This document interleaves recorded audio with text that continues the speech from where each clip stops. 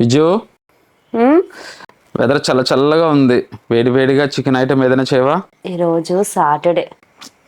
వెజ్లో ఏం బాగుంటుంది?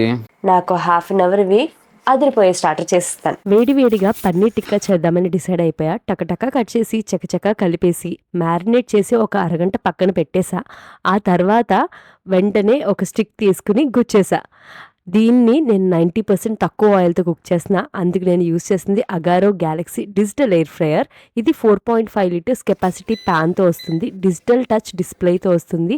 ఇందులో మనకి ఉంటుంది 7 ప్రీసెట్ ఫంక్షన్స్తో పాటు 1 రీహీట్ ఫంక్షన్. మాన్యువల్గా టెంపరేచర్ని 80 to 200 degrees అండ్ టైమర్ని 120 minutes వరకు సెట్ చేసుకోవచ్చు. ఇందులో బేక్, టోస్ట్, రోస్ట్ ఇలాంటివి ఏవైనా చేసేయచ్చు. 1400 watts కెపాసిటీతో 360 degrees ఎయిర్ సర్క్యులేషన్తో ఇది వర్క్ చేస్తుంది.